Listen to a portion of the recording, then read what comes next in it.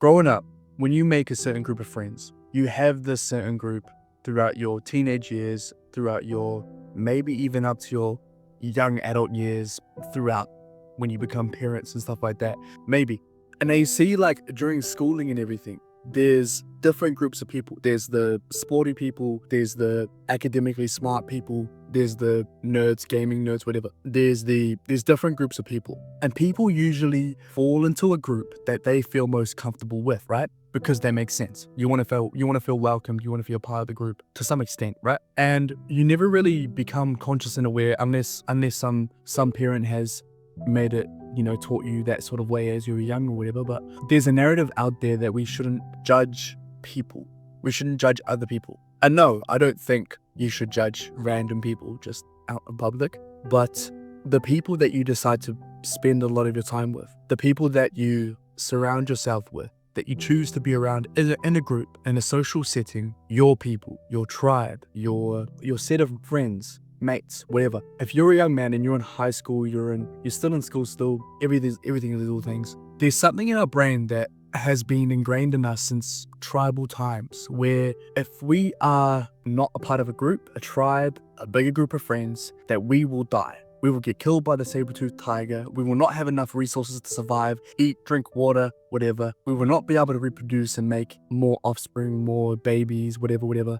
It's a dangerous thing for the human race to not be a part of a group or a tribe. Now times have slightly changed, but we still have that kind of mental. When you are young and you kind of have a group of people that do certain things, you end up doing similar things that they end up doing, and vice versa. They end up doing similar things that you end up doing, and it's kind of a cycle of people following other people. And the reason why is because if we don't follow what the group is doing, then we get left behind, then we die. It's a normal, innate feeling that has been in the human race since the beginning of time. So it makes sense that when you start doing drugs and partying and drinking alcohol and everything, it's because the group is doing it. It's because everyone else is doing it. It's because what is so-called normal. When you decide to understand that you don't actually have to follow the tribe or the group, and you can start to kind of pave your own habits and your own ways of life and your own way of thinking, developing that, it begins to have a positive impact on your brain.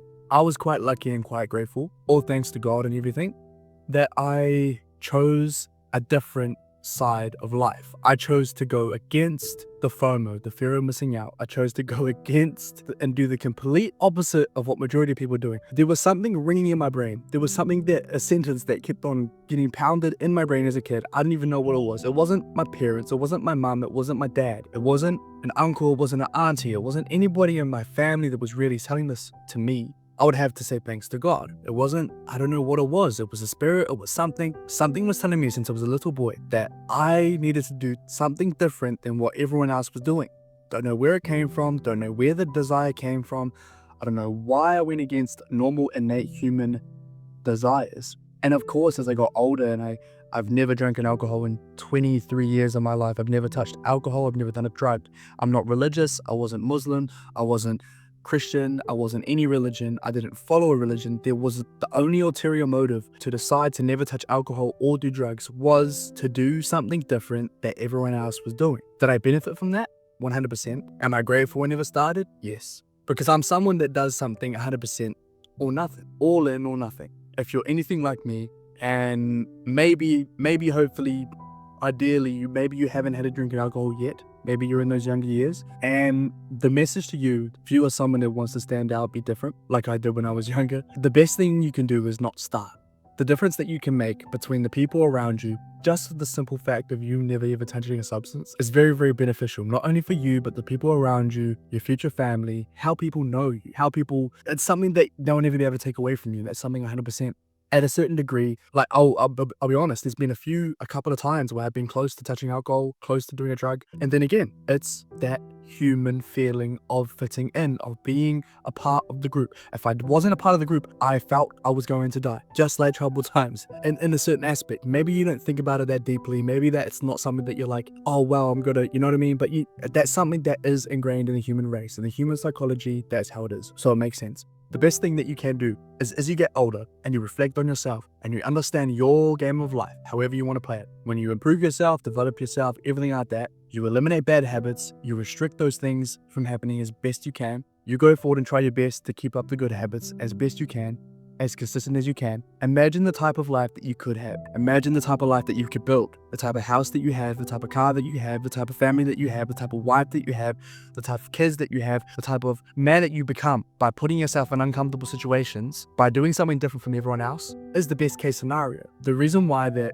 growing up, as you grow up as a young man, the best thing that you can do is to be judgmental with the people around you. What do your friends do? What do your people do? What do your tribe do? All right?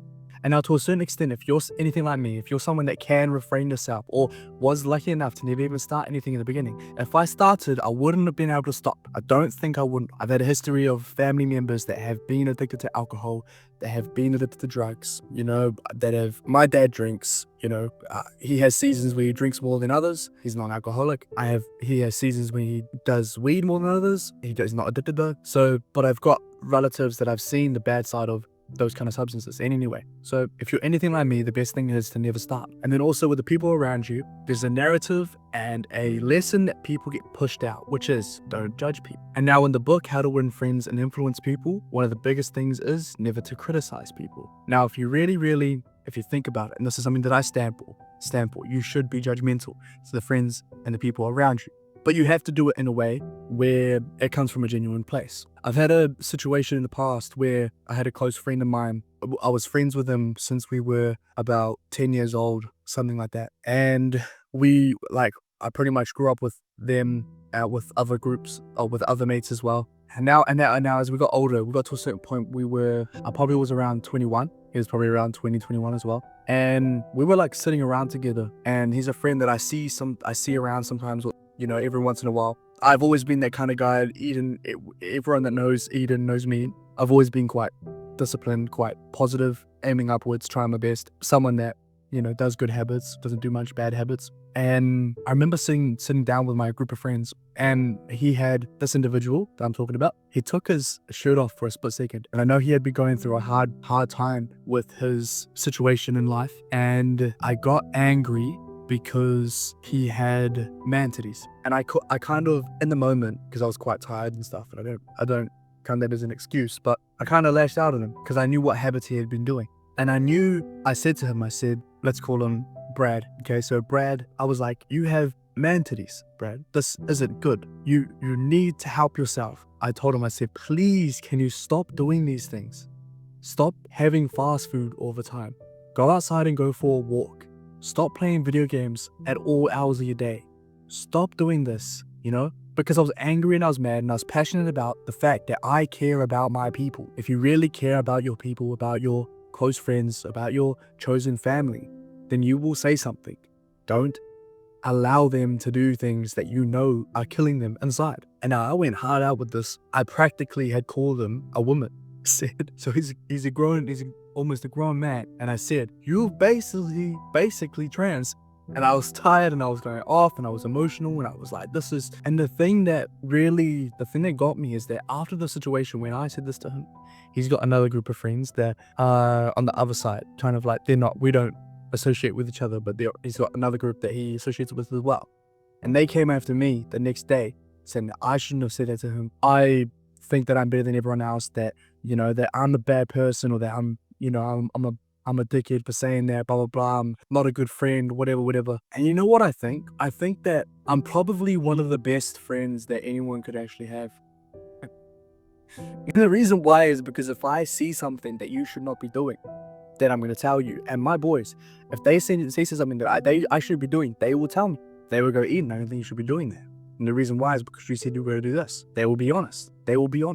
And this other group, whatever on the other side, they think that that they should, technically they're enablers.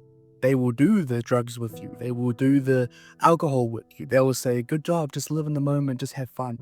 Whereas I'm over here that's trying to say, Brad, you don't do these things, you don't switch up, you will have bad mental health. And the only thing you're about to blame is the fact that you were enabling it the whole time. Those friends don't care. The truth is I cared the whole time. And so if you really care about your friends, you should be judgmental. You should say, hey, nah, don't do that. You said you weren't going to do that, don't do that. Hey, you should be more consistent at this. You said you were going to do it, now live to your word. Now, if there's something that's bad for their health that they're doing, fucking tell them. That's who really cares. The friends that step outside the box, step outside the comfort zone, step outside the fact that, oh no, we should be living in the moment, we should be doing it all together, it's all good, bro, not that deep. You're fucking up your mental health, and everybody that is doing it with you don't actually care. That is the best thing, all right? If you have any, and if they decide to move on and stop being friends with you and whatever, that's okay, that's okay. But at the end of the day, I knew it was out of love, and if you have any friends that you decide to speak up about, it will be out of love, because you will care.